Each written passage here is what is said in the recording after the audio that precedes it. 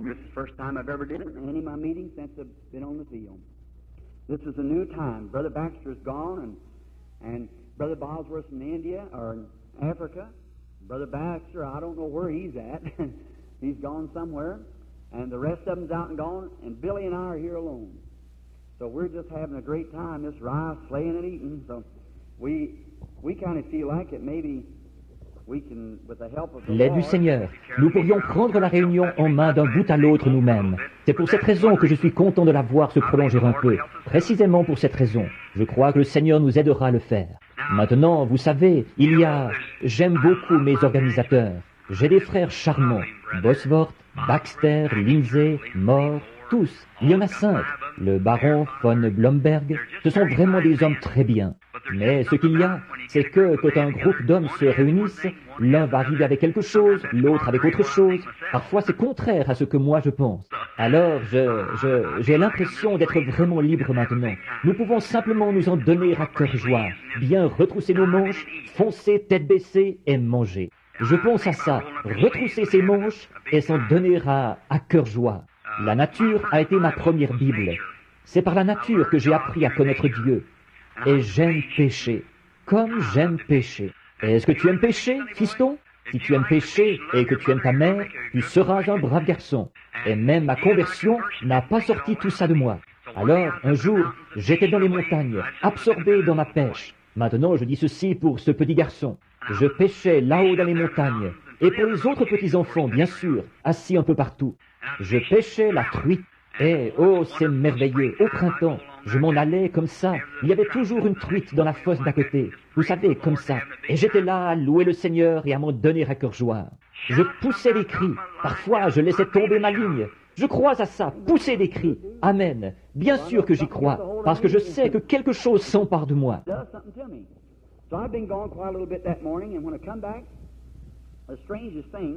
Et il y a beaucoup d'ours dans cette région-là, dans le New Hampshire. J'ai un petit campement là-bas, là où je pêche. J'avais un genre de petite tente montée là, un genre de petite tente individuelle où je m'étais installé. L'ours noir, il n'y a rien de plus malfaisant. Alors, une vieille maman ours et 2 petits oursons étaient entrés dans ma tente. Et quel saccage ils y avaient fait! Maintenant, qu'est-ce que j'aurais dû faire à cet ours, d'après toi, petite fille au fond là-bas, aux cheveux roux au fond là-bas? J'aurais vraiment dû m'en prendre à lui, n'est-ce pas? Mais voici ce qu'elle avait fait. Elle était entrée, elle avait démoli ma tente, et elle avait tout éparpillé. Elle avait mangé toute la nourriture que j'avais là, et se payait vraiment du bon temps. Alors, quand je suis arrivé, elle a détalé. Elle a poussé des cris pour appeler son ourson, et un petit ourson est parti avec elle en courant. Et l'autre ne voulait pas courir, il restait simplement assis là. Il me tournait le dos, comme ceci. Il faisait quelque chose. Et tout ce que j'avais à la main, c'était un genre de petite hache à main. J'avais coupé des sureaux autour là-bas. Eh bien, elle s'est enfuie à une distance d'à peu près, oh, je pense, d'ici au poteau téléphonique qui est dehors, là. Et elle s'est assise. Elle poussait des cris pour appeler cet ourson, et il ne prêtait pas attention à elle. Il restait assis là, simplement. Je me disais, qu'est-ce qu'il fait, ce petit? Je me suis rapproché un peu, j'avais peur. Je ne voulais pas trop m'approcher de peur qu'elle me donne un coup de griffe. Alors je ne voyais pas d'arbre, et je savais qu'elle pouvait grimper aussi. Alors je ne voulais pas trop m'approcher d'elle, parce que je connais la nature de l'ours. Alors je me suis rapproché juste un petit peu. Et savez-vous ce qui est arrivé? Maintenant, moi, j'aime les crêpes. Les garçons, combien d'entre vous aiment les crêpes? Oh là là! Oh, les vieux aussi, je les ai vus lever la main. Nous aimons tous les crêpes, et moi j'en raffole, et j'aime verser du miel dessus. Comme je suis baptiste, vous savez, c'est ce qui nous garde alignés comme il faut. Vous savez, c'est le miel. Vous savez. Alors, écoutez, je ne les asperge pas, je les baptise vraiment. J'en verse vraiment dessus jusqu'à ce que ce soit très épais. Je ne me contente pas d'en asperger un peu ici et là. J'en verse vraiment dessus, qu'elle soit bien imbibée de miel. Alors, vous savez, j'avais un seau de miel là-haut, un seau d'un demi-gallon de miel. Et les ours sont très friands de miel. Alors, ce petit ourson, il était entré là-dedans. Il avait ôté le couvercle de ce seau de miel. Il était assis là, comme ceci, avec ce petit seau de miel sous le bras, comme ceci. Il ne savait pas comment manger ça, comme vous le feriez, vous savez. Alors, il donnait des coups dedans avec sa petite patte, et la léchait comme ça, il la léchait. Et il s'est retourné pour regarder vers moi, ses petits yeux tout collés, son petit ventre lissé au possible avec tout ce miel. Il était assis là, simplement, il plongeait sa patte là-dedans, et il léchait le miel, comme ça. Il léchait avec toute son énergie. Oh là là, ça me fait penser à une bonne réunion du Saint-Esprit de l'ancien temps, quand on ouvre le seau, qu'on plonge la main dans le bocal, et qu'on lèche tant qu'on peut. Sans arrêt, vous savez, on lèche tant qu'on peut. Mais savez-vous ce qui était le plus drôle là-dedans? Après avoir pris tout ce qu'il pouvait, ce petit ourson a laissé tomber le seau et il est parti en courant là-bas. Savez-vous ce qui est arrivé? La maman ours et l'autre petit ours se sont mis à le lécher, lui. Alors, ils ôtaient le miel. Alors, eh bien, peut-être que notre réunion sera un peu dans ce genre-là, je l'espère, pour que nous puissions en parler continuellement à d'autres et que la gloire de Dieu descende sur nous. Très bien. Je suis content de vous voir ici, les petits-enfants. J'aime vous raconter ce genre de choses. Et peut-être que demain après-midi, nous aurons plus de temps et que nous pourrons parler un peu plus. Nous allons parler à papa et maman maintenant de quelque chose. Nous allons parler de démonologie. Dans le psaume 103, 1 à 3, nous lisons ces versets. La plupart des ministres et des membres du clergé ou de ceux qui lisent la Bible les connaissent par cœur.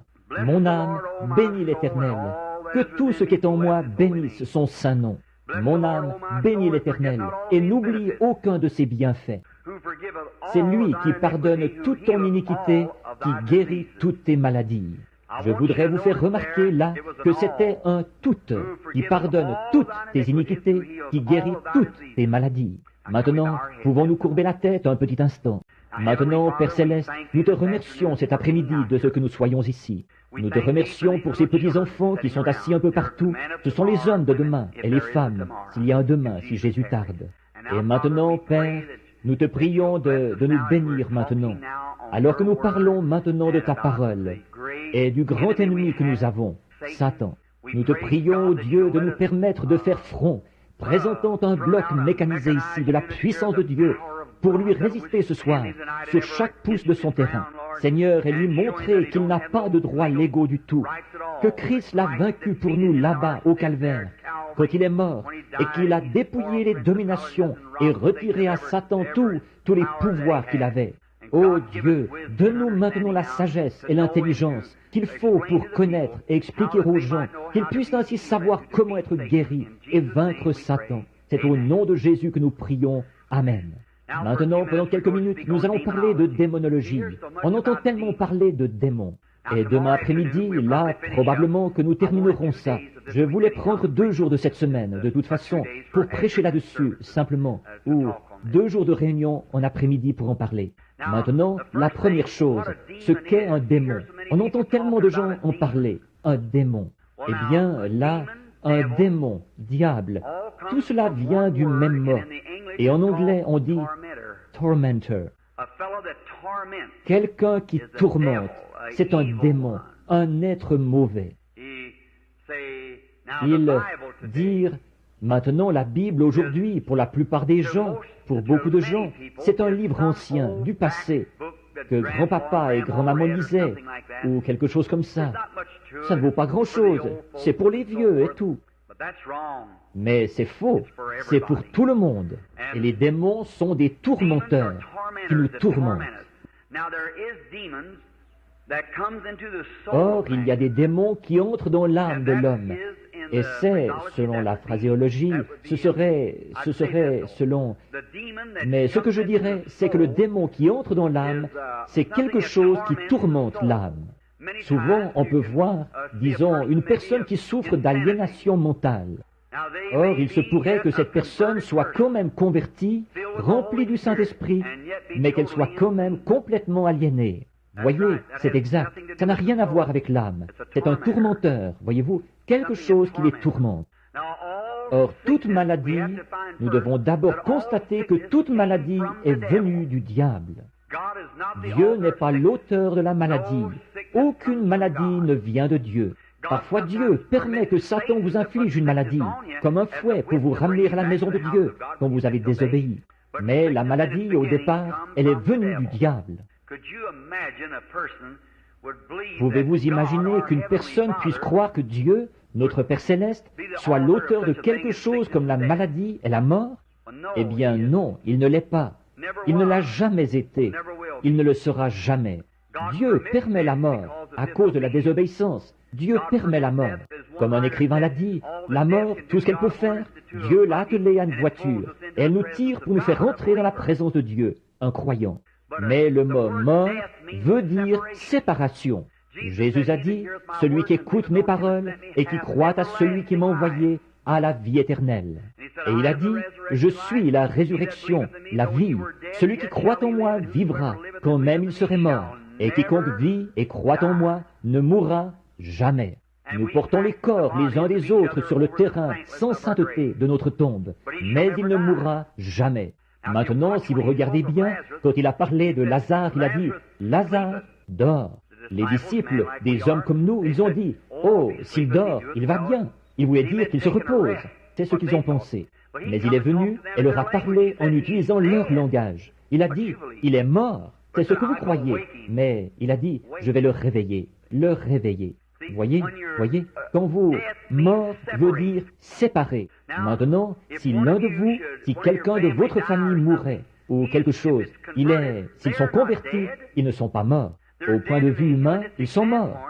Mais ils sont seulement séparés de nous. Mais ils sont dans la présence de Dieu. Ils ne sont pas morts. Ils ne peuvent pas mourir. Il est impossible qu'ils meurent. Jésus a dit, « Celui qui écoute mes paroles et qui croit à celui qui m'a envoyé a la vie éternelle. Il ne vient point en jugement, mais il est passé de la mort à la vie. » Donc, il ne peut pas mourir. Tout ce qui est immortel, éternel, ne peut pas périr. C'est une vie impérissable. Il la possède parce que Dieu la lui a donnée. Et pas d'une façon méritoire. C'est inconditionnel. Dieu la lui donne. Dieu appelle.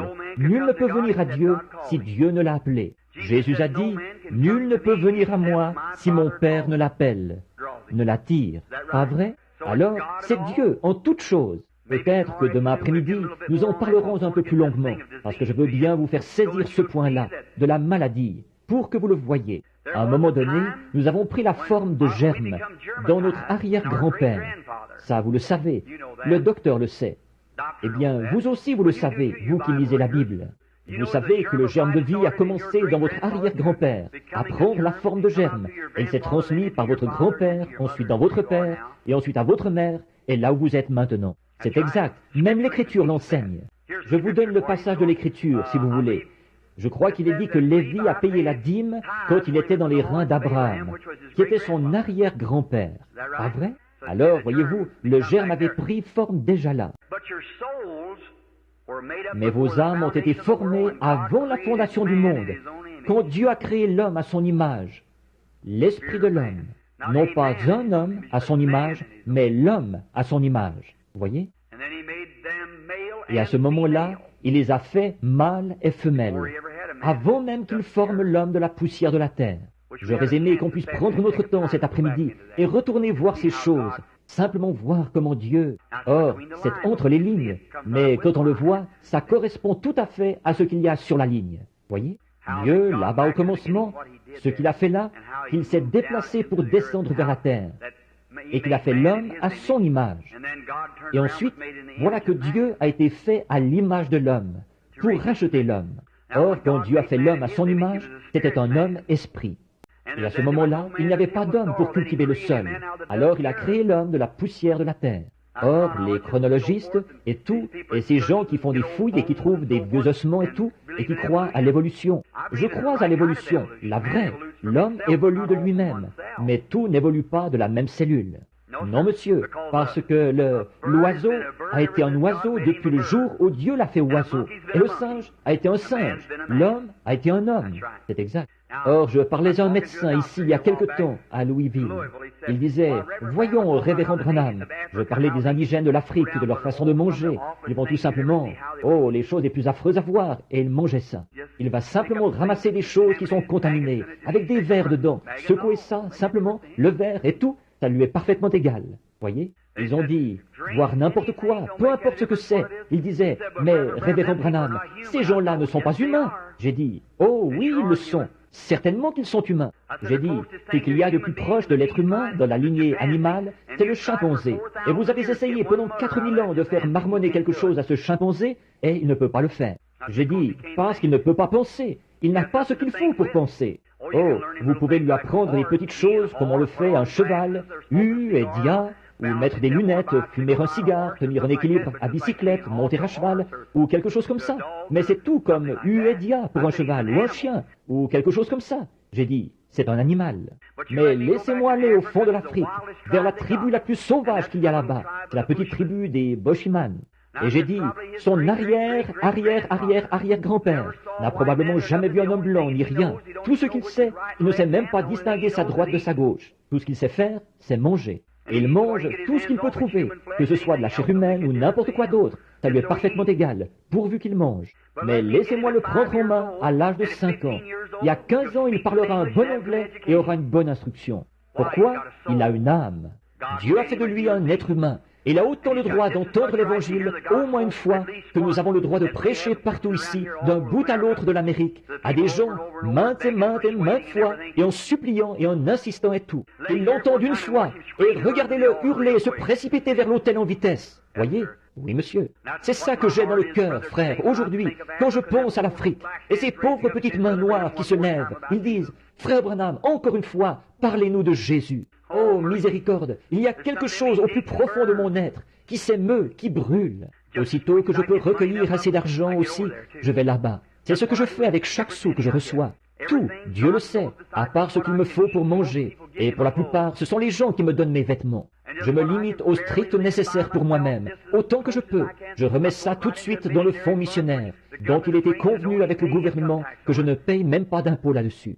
Dès que j'ai amassé 3, 4 ou 5 000 $, je fais la traversée pour me rendre là-bas, et je prêche l'Évangile à ces gens au sujet desquels je sais que ce jour-là j'aurai des comptes à rendre, et je saurai rendre ces comptes. Autrefois, quand j'allais dans une ville, je faisais une grande réunion, à l'époque où les gens avaient beaucoup d'argent, et on faisait de grandes campagnes, et des milliers de dollars. Je remettais ça à la Croix-Rouge, et ainsi de suite. Bon, maintenant, ce n'est pas pour les critiquer, mais ils descendaient la rue au volant d'une voiture de 4 000 $, avec des gros boutons de colle à diamants, en fumant le cigare, avec 500 $ par semaine, de l'argent des malades. Non, monsieur, ça, non. Et en plus, dès que vous sortiez de la ville, ils vous traitaient d'exaltés, et tout le reste comme ça. Ils se moquaient et dénigraient la religion que nous défendons. Non, monsieur, j'en dispose moi-même, et devant Dieu qui est mon juge, je l'utilise pour l'œuvre de l'Évangile, là-bas. Comme ça, je saurai qu'en ce jour où quand je devrais rendre compte de mon administration, elle aura été effectuée correctement. C'est tout à fait exact. En effet, je suis bien conscient que la façon dont je traite les gens, c'est ainsi que je traite Dieu. Bien que mon attitude envers vous, c'est mon attitude envers Christ. Et votre attitude envers moi, c'est la même chose. C'est exact, c'est envers Christ.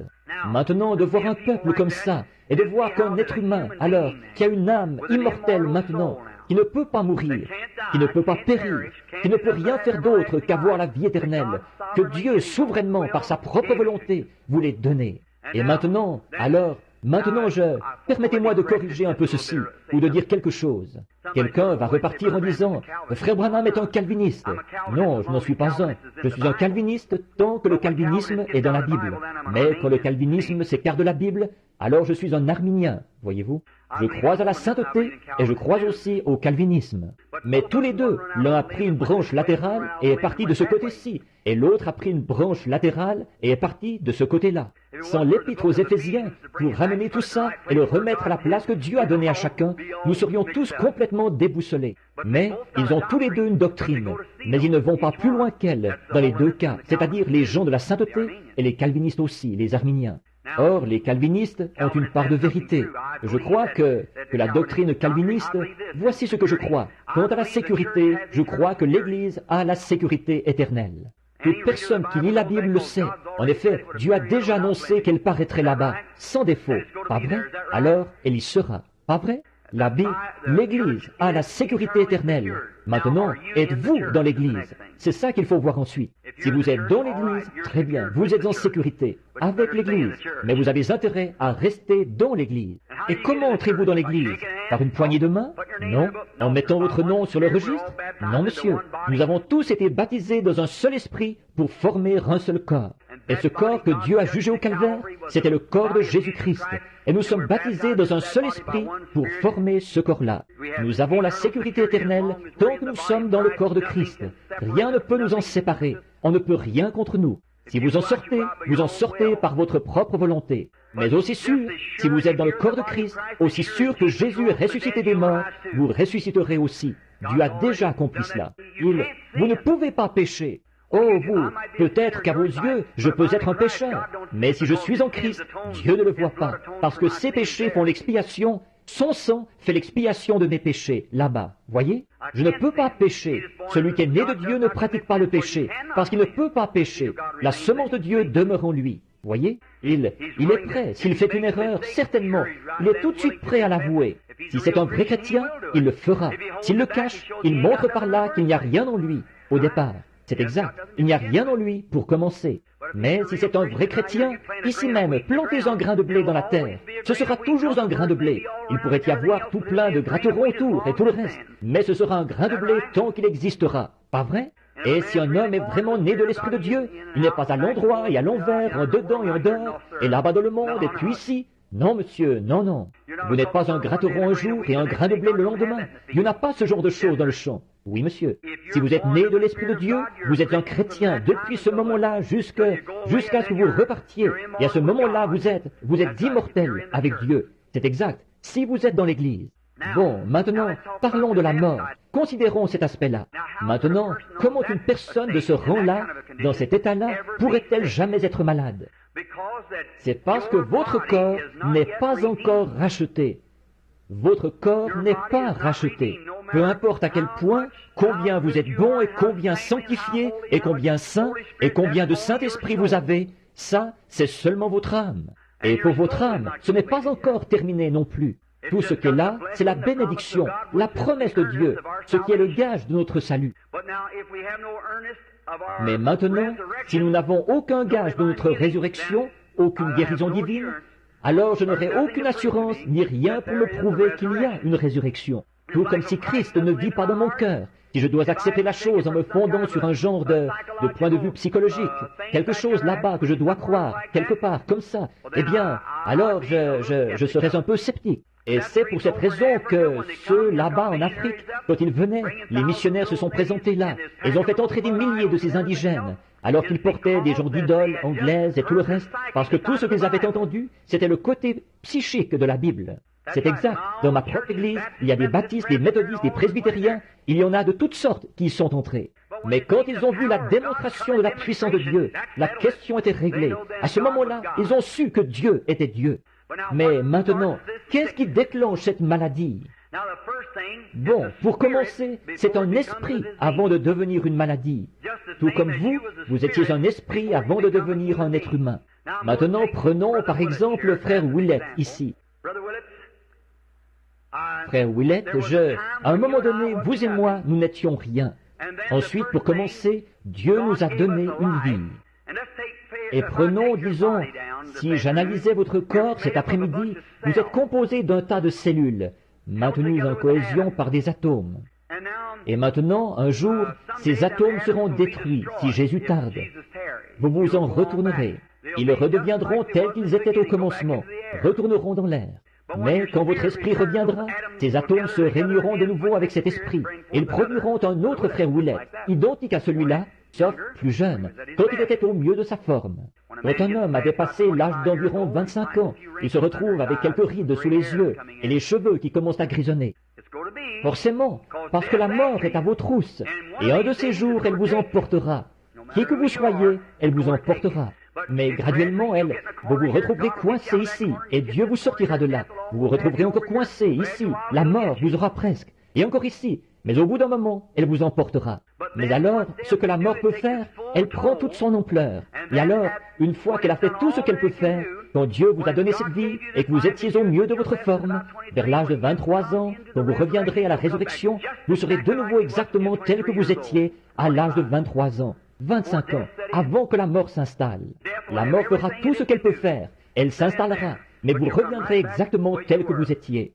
Maintenant, si chacune des cellules de votre corps, analysons cela maintenant.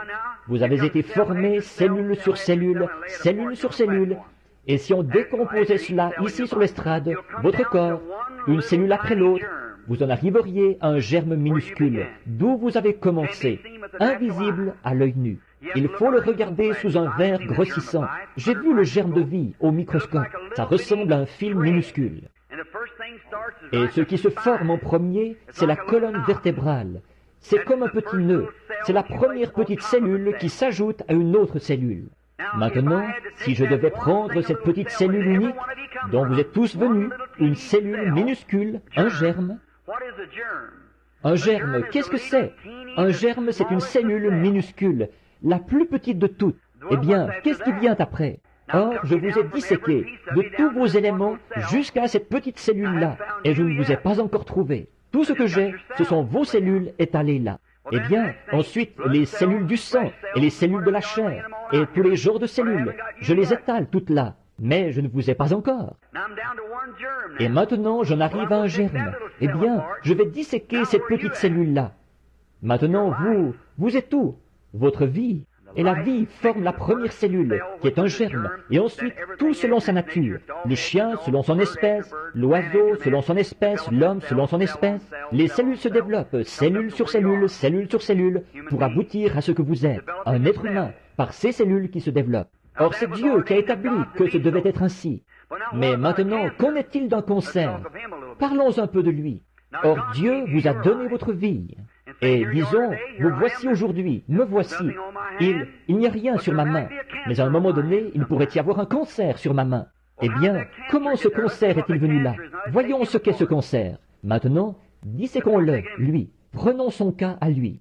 Or, lui aussi, c'est un tas de cellules. Le saviez-vous? Une tumeur, une cataracte, toutes ces choses, ce sont des cellules. Elles n'ont pas de forme définie. Certains s'étendent, et certains ressemblent à une araignée, et certains sont disposés en string. Un cancer rouge, c'est semblable à de longs fils rouges qui passent en travers. Et puis, il y a un cancer rose qui s'installe habituellement sur le sein d'une femme. Ça ressemble à des crêpes superposées. Et ensuite, ça va s'étendre. Et il se développe partout. Parfois, les tumeurs sont de forme asymétrique, comme ceci, allongées, oblongues et tout. Elles n'ont pas de forme définie, parce qu'elles procèdent d'un esprit qui n'a pas de forme. Mais ce sont des cellules qui se développent. C'est un tas de cellules, là. Disons qu'en vous, en ce moment, il y aurait une tumeur ou un cancer. Ce sont des cellules qui se développent, qui prennent de l'extension, et prennent de l'extension, et prennent de l'extension. Elles vous rongent, elles sont en train de vous saper votre vie, elles se nourrissent de votre sang. Les cataractes attaquent l'humeur de l'œil, elles se développent dessus, vont les recouvrir complètement. Vos yeux ne pourront plus voir. Certaines vont venir sans jamais, comme la tuberculose, qui se présente comme un tout petit germe. La grosseur n'a rien à y voir. La même grosseur de germe qui forme un éléphant forme une chique. Voyez, la grosseur du germe n'a rien à y voir. Certaines vont prendre une forme dans le corps, d'autres n'en prendront jamais, et d'autres ne se logeront jamais dans les cellules. Certaines deviennent esprits pour tourmenter l'âme. Nous allons tâcher de voir cette partie-là. Je vais réserver cette partie-là à demain après-midi si possible. D'où vient cet esprit de l'âme et comment il s'infiltre ici? Or, mes amis, ces choses que je dis, je ne les ai pas puisées dans une psychologie quelconque. Il y a des années que je suis en contact avec des démons, et vous le savez. Si seulement vous saviez ce qu'il en est, après les réunions, la nuit, ce qui arrive parfois, vous ne savez pas. Souvenez-vous, quand vous affrontez un esprit, vous avez intérêt à savoir de quoi vous parlez. Ne vous tenez pas là à faire n'importe quoi, parce que ça ne servira à rien. Mais quand un démon doit vraiment vous obéir, il le reconnaîtra. Ça ne dépend pas de combien fort vous criez, ça ne dépend pas de la quantité d'huile que vous versez. C'est ce qu'il y a ici derrière qu'il reconnaîtra, la vérité. Jésus lui a simplement dit, « Sors ». Souvenez-vous, les disciples avaient fait beaucoup de tapage. Ils s'étaient démenés à essayer de le chasser et tout. Ils ont dit, « Pourquoi n'avons-nous pu le chasser ?» Il a dit, « C'est à cause de votre incrédulité. » Il a dit, « Sors de lui. » Le garçon est tombé et il a eu la pire crise qu'il avait jamais eue. Voyez, ils reconnaissent l'autorité. Regardez ces gars-là, là-bas, les vagabonds qui ont vu Paul chasser les démons. Ils ont dit, « Nous pouvons faire pareil. » Les fils de l'un des sacrificateurs. Ils sont donc partis en disant, « Nous pouvons chasser les démons. » Acte 19. Ils sont allés vers un homme qui avait des crises d'épilepsie.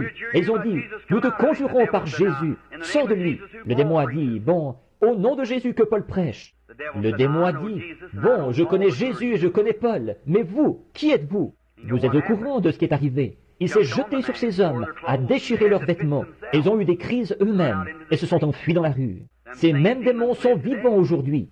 Alors, il y a beaucoup de fanatisme. Ici, c'est l'Église, ce soir.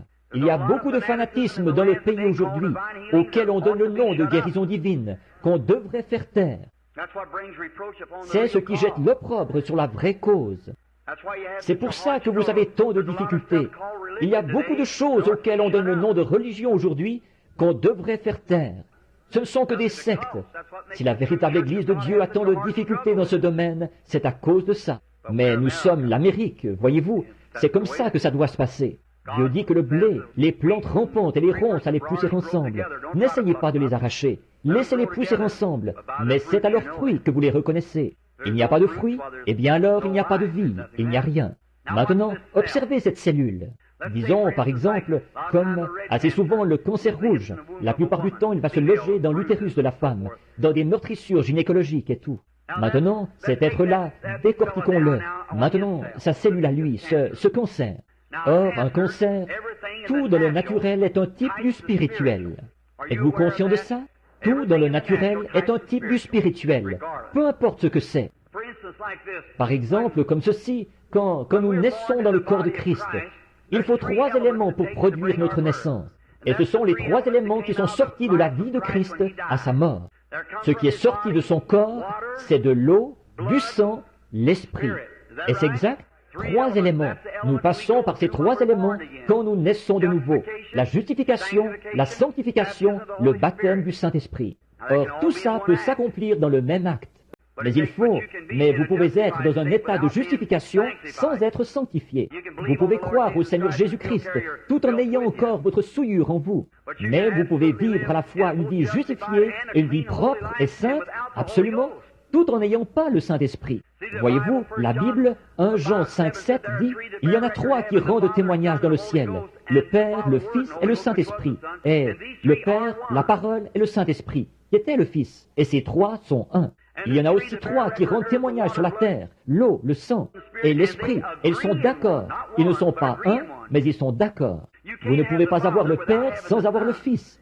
Vous ne pouvez pas avoir le Fils sans avoir le Saint-Esprit. Car ils sont inséparables. Un.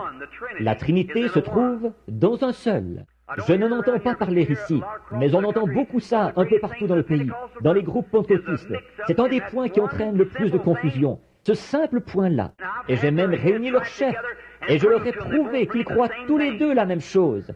C'est le diable qui s'est mis entre les deux, c'est tout. Si cette grande église pentecôtiste se débarrassait de toutes ces petites traditions et que tous s'unissaient pour former une église de Dieu bénie, l'enlèvement viendrait. Mais tant que Satan peut les garder divisés, ça va. C'est sa façon de faire les choses. Et ils croient exactement la même chose. L'un dit, eh bien, ceci, c'est cela. J'ai dit, eh bien, si ceci, c'est cela, alors cela, c'est ceci. Alors voilà, alors c'est tout pareil. Mais voilà ce qu'il en est de cette Trinité de Dieu en 3. Maintenant, Dieu dans son unité, Dieu le Père, le Fils et le Saint-Esprit. Or, nous ne disons pas nos dieux, comme les païens, c'est notre Dieu. Voyez, c'est l'être triple de Dieu. Maintenant, remarquez, Satan aussi est formé d'une Trinité, et ses pouvoirs sont dans une Trinité. Mais maintenant, remarquez donc, alors que l'eau, le sang et l'esprit produisent la nouvelle naissance. Pas vrai? Maintenant, regardez bien, c'est ce qui représente la nouvelle naissance. Qu'est-ce qui représente la naissance naturelle, avant que la nouvelle naissance se produise? Quand, vous les mères, à la naissance d'un bébé, qu'est-ce qu'il y a en premier? De l'eau, ensuite du sang, ensuite, voyez-vous, c'est ce qui produit la vie, voyez-vous, ce qui produit la personne, l'eau, le sang, l'esprit. Maintenant, un cancer. Parlons de lui pendant les prochaines... Il nous reste à peu près 5 minutes, je pense. Pendant peut-être les 5 prochaines minutes, parlons du cancer. Qu'est-ce qu'il est, lui? Qu'est-ce qu'il représente? Il est un charognard. Il représente le vautour. Il mange des choses mortes. Et la plupart du temps, un cancer provient d'une meurtrissure. Une cellule qui aurait reçu un coup et qui se dissocie. Il y a une petite cellule là qui est rétrograde. Oh, c'est un gros mot pour un baptiste, ça, n'est-ce pas? Très bien, mais elle est rétrograde, cette cellule-là. Je suis un baptiste qui croit à ça, rétrogradé. Quelqu'un disait ici à une réunion en Arkansas, l'autre jour, il disait, Frère Branham, il disait, c'était un Nazaréen, il avait été guéri, il parcourait la ville à pied avec ses béquilles sur l'épaule. Il disait, savez-vous quoi? Il disait, d'abord, quand je suis arrivé ici, il disait, je pensais que vous, Je vous ai entendu prêcher, je pensais que vous étiez nazaréen. Il disait, après j'ai vu que la plupart des gens étaient pentecôtistes, et quelqu'un m'a dit que vous étiez pentecôtiste, et maintenant vous dites que vous êtes baptiste. Il disait, je ne saisis pas. J'ai dit, oh, c'est facile. J'ai dit, je suis un baptiste nazaréen pentecôtiste. Alors c'est ça. Très bien. Non, nous sommes un en Jésus-Christ, par le Saint-Esprit. C'est par lui que nous sommes un. C'est exact. Maintenant, remarquez, cette petite cellule rétrograde, après avoir été meurtrie, ça commence petit à petit. D'autres petits germes vont tout de suite se présenter là et laisser leur vie. Et le pus qui se forme dans la plaie, c'est ça. Ce sont des soldats minuscules qui luttent pour votre vie. Ils vont là en vitesse et ils s'attaquent à ce poison, ces puissances démoniaques qui cherchent à s'amasser là, et ils y laissent leur vie. C'est ce qui forme, c'est une bande de petits soldats morts, ce pus qui se trouve dans votre sang, qui se trouve dans la plaie. Ils ont donné leur vie pour sauver la vôtre. Maintenant, dès qu'il y a un rejet là, une petite cellule, et que ce démon se met en branle, il se met à se développer, il se met à multiplier les cellules. Il est en train de construire un corps, tout comme vos bébés ont commencé dans votre sein, et comme vous avez commencé dans votre mère. Cellule sur cellule, cellule sur cellule, cellule, n'importe comment, n'importe où, tout simplement, ils n'ont pas de forme définie, comme l'être humain qui se forme selon sa nature. Lui, il procède tout simplement d'un esprit.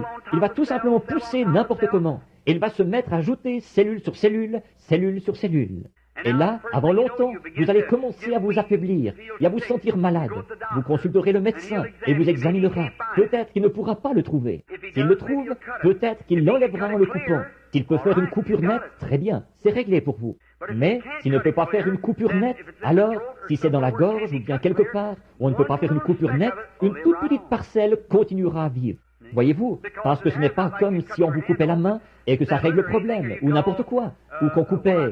Ce que je veux dire, si vous coupiez la partie principale du corps et que vous laissiez votre main là, eh bien, elle ne pourrait pas vivre. Mais voyez-vous, ça n'a pas la même forme de vie que vous. C'est une puissance démoniaque en mouvement. Et maintenant, remarquez, vous appelez ça, le docteur l'appelle un cancer. Dieu l'appelle un démon. Considérez aujourd'hui, il se contente d'où vient le mot cancer. Il vient d'un mot latin qu'on emploie dans les termes médicaux et qui veut dire crabe. Un crabe comme on en voit au bord de la mer, avec plein de pattes. C'est comme ça qu'il fait. Il s'étend, il s'étale. Le mot pour cancer, c'est crabe. Et il s'infiltre, et continuellement il gagne du terrain. Et chemin faisant, il aspire votre sang, comme une pieuvre ou quelque chose comme ça.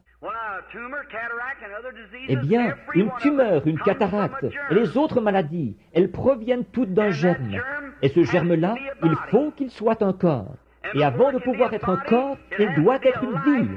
Avant de pouvoir créer ou proliférer et produire d'autres cellules, il doit être une vie. Est-ce juste? Or, d'où est venu ce cancer? D'où est-ce venu? Vous ne l'aviez pas là, il y a quelque temps. Mais maintenant, peut-être que vous l'avez. D'où est-il venu?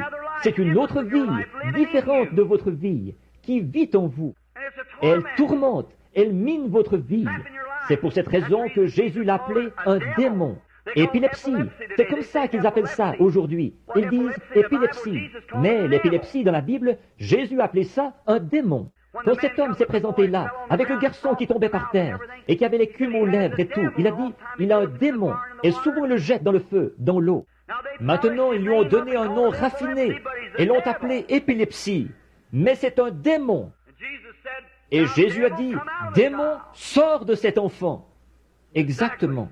Or, généralement, l'épilepsie est provoquée par un problème rénal. On pourra peut-être voir ça un peu plus tard, voyez. C'est ce qui provoque l'épilepsie, par suite d'une urémie. Maintenant, remarquez ceci. Alors, cette cellule reste là, c'est un démon. Il est en train de construire une vie, il prend de l'extension, se développe de plus en plus.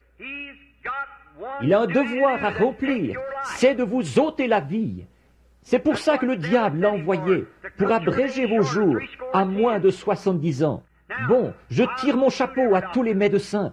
Oui, monsieur, tous ceux de la médecine, que Dieu les bénisse pour l'aide qu'ils ont apportée aux gens. C'est tout à fait juste. Qu'est-ce que vous feriez sans elle dans le monde d'aujourd'hui? Je remercie Dieu pour la médecine. Je remercie Dieu pour mon automobile.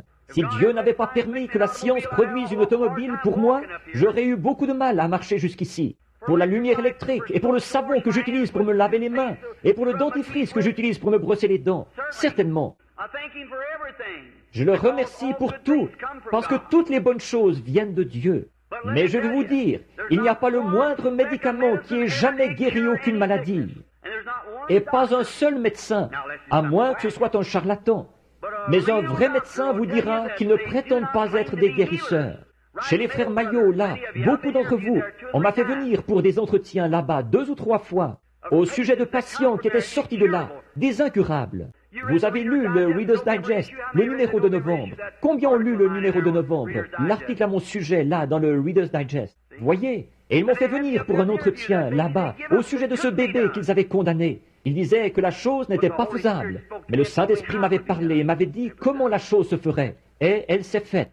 Très bien. Alors, ils m'ont fait venir là-bas. Et juste au-dessus de la porte, où Jimmy et les autres Maillots étaient autrefois, il y a une grande affiche qui dit « Nous ne prétendons pas être des guérisseurs. Nous prétendons seulement aider la nature. Il n'y a qu'un guérisseur. C'est Dieu. Ce sont les meilleurs du monde. » Bon, on a quelques charlatans, oui, c'est exact. On a des prédicateurs charlatans aussi. Très bien. Alors, on a ça des deux côtés. Remarquez, mais tout homme qui déclare qu'il est un guérisseur, il raconte des salades, parce qu'il ne peut pas guérir. En effet, la Bible dit, « Je suis l'Éternel qui pardonne tous tes péchés et qui guérit toutes tes maladies. » Je suis allé dans des cabinets de travail, et dans mon bureau, quelques-uns des meilleurs médecins y sont venus, de différents pays. Vous ne connaissez pas la face cachée d'une vie, mon ami, savoir ce qui a été, et des choses que je ne dis pas en public. Des hommes viennent en cachette. N'allez pas penser qu'il n'y a plus beaucoup de Nicodème dans le monde. Bien sûr qu'il y en a, des milliers. Ils regardent ça et viennent à la réunion. Ils s'assoient là, un t-shirt sur le dos, ou quelque chose du genre. Des noms de la haute distinction. Vous seriez surpris, assis là, à la réunion. Quelques jours plus tard, ils vont venir en douce et vous faire venir en cachette, envoyer quelqu'un pour demander un entretien. Et dire, tout de suite, dire, « Frère Branham, je crois que c'est la vérité. » Ce sont des êtres humains comme nous. Certainement, et tout homme aspire à regarder de l'autre côté de ce voile sombre, là-bas, qu'il devra traverser un jour. Mais ces concerts et autres, ce sont des démons, absolument, qui prennent forme dans un corps de chair, qui font leur chemin, ils vous ôtent la vie. Maintenant, si je faisais comme le médecin, si je pouvais enlever ça en le coupant, le déposer par terre, ou comme, disons par exemple, si vous-même, vous étiez un cancer sur cette terre. Or, ici, il y a la guérison divine. Si je voulais me débarrasser de vous de la façon dont un médecin le ferait, tout ce que j'aurais à faire, c'est de continuellement, il faudrait que je gratte votre corps, ou quelque chose comme ça, jusqu'à ce qu'il disparaisse complètement de la terre. Il n'en resterait plus rien, tout comme quand le médecin vous enlève la tumeur. Mais dans le cadre de la guérison divine, si vous étiez un cancer, tout ce que je ferais, j'ordonnerais à votre vie de sortir de votre corps, et vous continueriez comme ça. Votre vie vous quitterait, mais votre corps resterait ici, tel quel. Maintenant, c'est pour ça que la vue et le temps sont les pires ennemis de Dieu quant à la guérison divine. Je ne sais pas s'il arrive à frère Baxter de parler de ces choses à la réunion. Je me suis assis, je leur ai expliqué ça à lui et à frère Bosworth maintes et maintes fois. Mais ce qui s'est passé, c'est ceci. Je doute que bien des gens l'aient compris. En effet, au bout de quelque temps, on voit les gens qui reviennent en disant « J'ai eu ma guérison, frère Branham, pendant 2 ou 3 jours, mais Dieu soit béni, je l'ai perdu. » Et je constate, je pense qu'ils n'organisent pas la réunion comme il faut. Les gens ne comprennent pas. J'ai vu des hommes monter sur l'estrade, complètement aveugles, des cancers ou des cataractes sur leurs yeux, et lire cette Bible après qu'on ait prié pour eux, repartir, 3 ou 4 jours plus tard, être tout aussi aveugles qu'ils l'étaient au départ. Qu'est-ce qui s'est passé? Tout le monde sait que lorsque la vie a quitté une chair, celle-ci rapetisse pendant quelque temps. Pas vrai? Est-ce que quelqu'un ici a déjà tué un cerf ou une vache ou quelque chose comme ça? Bien sûr. Très bien. Pesez-le ce soir, vous les chasseurs, ici, de mes amis. Tuez le cerf et mettez-le sur la balance. Dites aux autres combien il pèse. Attention, le lendemain matin, il pèsera plusieurs livres de moins. Quand un être humain meurt, l'entrepreneur des pompes funèbres, la première chose, il va enlever les fausses dents ou l'œil, ce qu'il y a là. Il va enlever ça, parce qu'en rapetissant, ces choses vont être délogées, vu que le corps humain rapetisse. Toute autre chair rapetisse. quand la vie a quitté la cellule, celle-ci se met à diminuer, rapetisser. C'est ce qui va se produire pendant environ 72 heures. Et ensuite, elle va se mettre à enfler. Si un petit chien se fait écraser ici sur la route, s'il reste là au soleil pendant environ 3 jours, observez ce qui se sera passé. C'est un chien plus gros qu'il ne l'a jamais été. Il enfle. Pas vrai? Eh bien, il se produit la même chose quand un démon a été chassé d'un malade. Les quelques jours qui suivent, « Oh, je me sens merveilleusement bien !» Ensuite, il va se mettre à dire, « Je suis plus malade que je ne l'ai jamais été. J'ai perdu ma guérison. » Aussi sûr que la foi vous en a débarrassé, l'incrédulité va tout de suite le ramener. Autant la foi le tue, autant l'incrédulité le ressuscite. Jésus a dit, lorsque l'esprit impur est sorti d'un homme, il va dans des lieux arides, puis il retourne là-bas, avec 7 autres démons. Et si l'homme bon de la maison ne se tient pas là pour protéger la porte, il va tout de suite entrer. Et l'homme bon de votre maison, c'est votre foi. Dites, tiens-toi loin. C'est ça. Mais maintenant, observez un patient qui a été guéri, généralement, à moins qu'il ne s'agisse d'un miracle exceptionnel. D'ailleurs, la guérison divine et un miracle, ce sont 2 choses différentes. La guérison divine, c'est une chose, un miracle, c'est autre chose. Mais dans un cas général de guérison divine, quand l'esprit impur a été chassé, un démon de cancer, quand il quitte la personne, oh, bon, ou disons, nous allons prendre un autre exemple, pour que vous voyez mieux. Je vais dire, la cataracte. Qu'est-ce qui s'est passé quand cet homme, si vous remarquez, une personne qui est aveugle, je ne sais pas si j'en ai déjà eu ici ou pas, des yeux cataractés, je demande aux gens d'attendre pendant quelques minutes. Pourquoi? Pour que ça commence à rapetisser. Je leur dis de revenir nous donner leur témoignage. Oh là là, ils voient à merveille. Oh là là, c'est tout simplement, je peux voir les choses. Oui, Qu'est-ce qu'il y a? La vie est partie. Le corps de la cataracte rapetisse. Eh bien, c'est ce qui va se produire pendant quelques jours. Vous dites, oh, je me porte de mieux en mieux. Au bout de quelque temps, ils se mettent à avoir mal à la tête. Ils ne se sentent plus aussi bien. Ils vont se lever le lendemain matin. Je suis en train de perdre la vue de nouveau. Quelques-uns disent, ah ah, tu t'étais emballé, c'est tout. Tu t'es emballé à cause de cette bande exaltée. N'allez pas croire ça, c'est un mensonge du diable. Si vous croyez ça, vous redeviendrez tout de suite aveugle. Mais si vous tenez ferme, que vous dites, non, Seigneur, je crois, alors qu'est-ce qui va se passer? Ce corps-là va enfler pendant un certain temps. Il va vous voiler la vue de nouveau. Ce cancer qui est dans le corps va enfler. Vous recommencerez à souffrir et à avoir mal. Ensuite, vous serez horriblement malade, terriblement malade. Pourquoi? Cette grosse tumeur de chair morte est là, en vous, morte. Vous retournerez voir le médecin et il dira, « Oh, ça ne tient pas debout. Le cancer, le voilà, il est là, je le vois. Bien sûr qu'il est là, mais il est mort. Alléluia.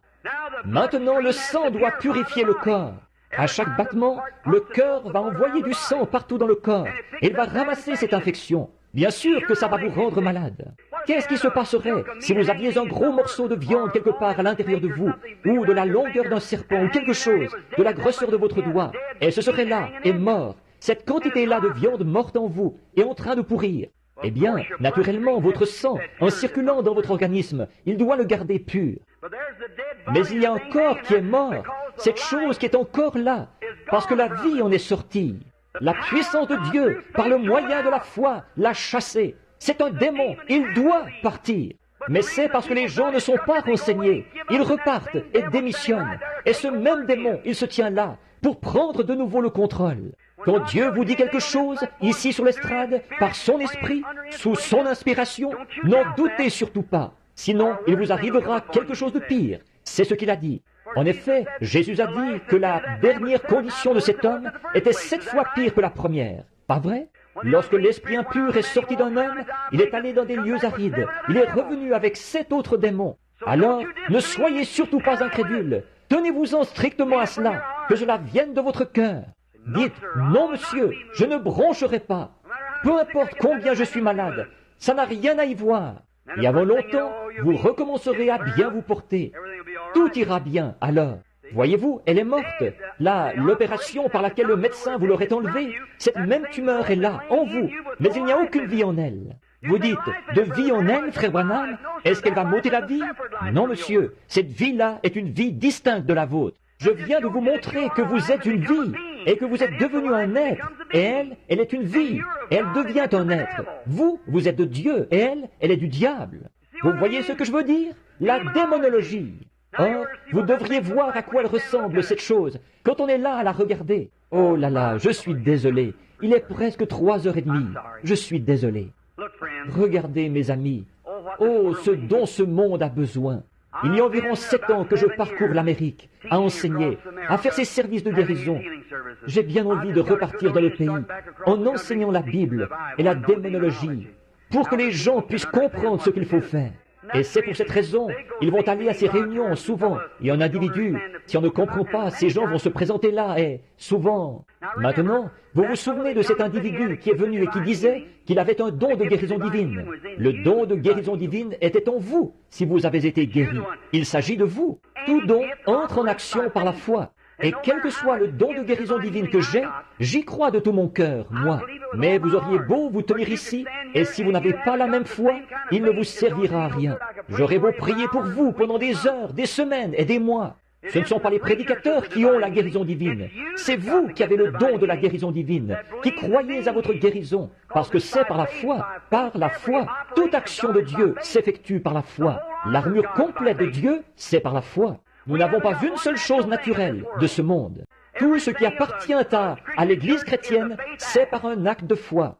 Considérez l'armure de Dieu, l'amour, la joie, la paix, la longanimité, la bonté, la douceur, la bienveillance, la patience. Pas vrai? Tout est surnaturel, rien n'est naturel. Alors, nous ne regardons pas aux choses naturelles, parce que notre activité se situe au niveau surnaturel. Et la seule chose sur laquelle nous pouvons nous fonder, c'est sur la foi, sur ce que Dieu a déclaré être la vérité. Et nous regardons à l'invisible. Et nous appelons les choses qui ne sont pas comme si elles étaient. C'est ce qu'Abraham a fait, et il les a reçues. Amen. Abraham a appelé les choses qui n'étaient pas, c'est ce que Dieu avait fait, comme si elles étaient. À l'âge de 100 ans, il ne douta pas, par incrédulité, au sujet de la promesse de Dieu. Je peux vraiment m'imaginer ça, pas vous? Voir Sarah qui se lève un matin. Dieu avait dit, Abraham, il avait dit, Abraham, tu vas avoir ce bébé. Sarah s'est levée, il a dit, comment te sens-tu, Sarah? Ici, c'est une foule mélangée. Mais écoutez, pas de changement. Eh bien, gloire à Dieu, nous allons la voir. Va chercher les couches, et les épingles et tout, prépare-toi. Très bien, un autre mois a passé. Sarah, comment te sens-tu? Pas de changement. Une année a passé. Et alors, Sarah? Pas de changement. 10 ans ont passé. Pas de changement. 25 ans ont passé. Pas de changement.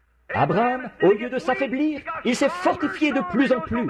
Il savait que plus le temps passait, plus le miracle serait grand. En effet, il crut à Dieu et ne douta pas par incrédulité au sujet de la promesse de Dieu. Il disait, nous allons la voir. Et un matin, le sein de Sarah a commencé à grossir et le petit Isaac est né parce qu'Abraham a cru à Dieu. Il regardait les choses, il considérait ces choses qui n'étaient pas comme si elles étaient. Pas par les sentiments, pas par la vue. Vous ne marchez pas par les sentiments, ni par la vue. C'est par la foi. Et une fois que Dieu a déclaré quoi que ce soit, il a dit, tout ce que vous demanderez en priant, croyez que vous l'avez reçu. Ensuite, tenez-vous-y. Dieu l'a dit, il faut qu'il en soit ainsi. Amen. Des démons. La foi dans le Père, la foi dans le Fils, la foi dans le Saint-Esprit. Les trois sont un. Les démons trembleront et les pécheurs se réveilleront. La foi en Jéhovah secouera tout. C'est exact. Oh là là, assurément, ayez foi en Dieu. Regardez à lui. Ne bronchez surtout pas. Ne bougez pas de là. Dieu l'a dit. Et les démons, qu'est-ce qu'ils sont? Ils sont des êtres spirituels. Maintenant, le médecin dit, vous avez un cancer, vous avez la tuberculose, vous avez une cataracte, vous avez une pleurésie, vous avez ceci. C'est un démon. C'est une vie. Et derrière cette vie, il y a un esprit. Combien savent et reconnaissent que dans un cancer, une cataracte, c'est un esprit. Il y a une vie dedans. Eh bien, il ne peut pas y avoir de vie dans quoi que ce soit sans qu'il y ait un esprit. Vous voyez, alors, il doit y avoir une vie pour mettre cette chose-là en action, quelque part. Même l'arbre qui est là, il y a de la vie dedans. Toute la science du monde ne pourrait pas arriver à fabriquer un brin d'herbe. Le saviez-vous? Ils vont fabriquer quelque chose de ressemblant, mais ils n'arrivent pas à trouver la formule de la vie. C'est Dieu, voyez. Jésus a dit à l'arbre, « Maudit sois-tu ». Tu n'as pas de fruits et tu n'en auras jamais. Ils sont repassés par là. Ça, c'était vers 8 heures ce matin-là. Ils sont repassés vers 11 heures en allant déjeuner. Pierre a dit, regarde cet arbre, il est mort jusqu'aux racines. Pourquoi? Jésus a menacé la vie qui était dans cet arbre, qui était dans les racines, et l'arbre au complet est mort. Alléluia! Ce même Christ peut menacer un cancer jusqu'aux racines, et il mourra complètement. Cet arbre était là, exactement tel qu'il était des heures auparavant. Mais on a constaté que les feuilles se sont mises à tomber, et puis l'écorce s'est mise à se détacher. Et il s'est mis à dépérir, jour après jour, et semaine après semaine. Et après quelque temps, il ne restait même plus la moindre trace de cet arbre. Alléluia! Le cancer, la tumeur, la cataracte, ou quoi encore, ils devront partir quand Christ parlera. Il chassait les démons, et il a dit, en mon nom, ils chasseront les démons, ils parleront de nouvelles langues. S'ils saisissent des serpents ou boivent quelques breuvages mortels, cela ne leur fera pas de mal. S'ils imposent des mains aux malades, les malades seront guéris. L'aimez-vous? Je suis désolé de vous avoir gardé assis ici pendant 1 heure cet après-midi. Vous aimez le Seigneur? Qu'est-ce qui va arriver maintenant? Si vous acceptez Christ comme votre guérisseur, et que vous croyez dans votre cœur qu'il vous est arrivé quelque chose, et que vous croyez que vous êtes guéri, allez-vous croire que vous êtes guéri? Ne laissez pas le diable vous coller autre chose. Continuez simplement à avancer. Docteur, dites, docteur, qu'est-ce que ça a l'air? Il dira, voyons, c'est encore là. Dans votre cœur, vous savez ce qui est arrivé. Ah. À un moment donné, il dira, tiens, qu'est-ce qui a bien pu arriver à cette chose-là? Alors dites, écoutez docteur, je vais vous le dire. Voici ce qui est arrivé. Jésus-Christ m'a guéri. C'est exact. Jésus-Christ m'a guéri. Très bien. Courbons la tête un petit instant. Frère Willett, voudriez-vous venir 1 minute, frère? Alors, Père Céleste, nous sommes reconnaissants pour le sang de Christ. Et peut-être que parfois ton serviteur, Seigneur, manque de sagesse en parlant aussi longtemps. Mais je me sens peut-être comme Paul qui, une nuit, a prêché toute la nuit. Un jeune homme est tombé par la fenêtre et il est mort. Et cet apôtre qui avait la parole de Dieu dans sa vie est allé poser son corps sur le garçon. La vie est entrée en lui. Il a repris vie. Dieu bien-aimé, je me rends compte que c'est le coucher du soleil pour cette grande civilisation. Elle est maintenant à son déclin. L'heure est très avancée. Le milieu du jour est passé. Les ombres du soir tombent. Une grande lumière jaillit du royaume de Dieu. Elle prend sa position, alors qu'une obscurité profonde s'installe sur la terre. Ô Dieu, je me rends compte que chaque jour, je prends de l'âge. Laisse-moi aller de l'avant, Seigneur. Donne-moi la force. Aide-moi à annoncer cette grande vérité partout. Aide-nous demain après-midi pour que nous en comprenions plus long. Et Dieu bien-aimé, bénis ce petit auditoire cet après-midi. Ce soir, quand ils se réuniront ici pour le service de guérison, puissent tous les hommes et toutes les femmes converser les uns avec les autres, parler ensemble en disant, bon, voici, ne doute plus du tout. Maintenant, nous comprenons d'où ça vient. Nous savons que c'est un démon. Et nous savons que, quand il part, il faut qu'il se plie à l'ordre de Dieu. Il le faut. Dieu l'a dit. Il faut qu'il parte. Ensuite, puissent-ils s'en aller heureux, dans la joie, en revendiquant leur guérison. Rien, ne plus rien laisser leur faire obstacle. Repartir simplement en croyant. Et, ô Dieu, cette petite église ici et ces autres églises qui ont collaboré, qu'elles aient un réveil après cette réunion, Seigneur, tel qu'elles feront salle comble, et que plusieurs centaines d'âmes entreront dans le royaume de Dieu. Accorde-le, Père. Que les hommes et les femmes qui sont ici, de différents pays et d'autres endroits, qu'ils rapportent le message à leurs églises, et qu'elles aient, elles aussi, un réveil à l'ancienne mode. Accorde-le, Seigneur. Pardonne-nous nos péchés maintenant. Aide-nous à être des serviteurs. Au nom de Jésus-Christ. Amen. Je me demande, pendant que vous êtes assis ici, est-ce qu'il y aurait un pécheur dans le bâtiment aujourd'hui qui voudrait dire, Frère Branham, pensez à moi en prière. Voulez-vous lever la main? Est-ce qu'il y aurait un pécheur? Que Dieu vous bénisse, madame. Est-ce qu'il y en aurait? Que Dieu vous bénisse, monsieur. Vous, et vous, et vous. Que Dieu vous bénisse. Je me demande si vous... Maintenant, ceci s'adresse à vous. Voyez-vous, je ne crois pas qu'on doive aller dans l'auditoire. Je ne critique pas les autres qui le font. Je ne crois pas qu'on doive aller dans l'auditoire et faire venir quelqu'un en faisant pression sur lui. Voyez, nul ne peut venir sans que ce soit le Père qui l'ait attiré. Voyez, c'est exact. Ce serait de le faire venir là contre sa volonté. Voyez. Mais si Dieu frappe à la porte de votre cœur, vous êtes la personne la plus privilégiée du monde. Si vous saviez à combien de personnes j'ai parlé,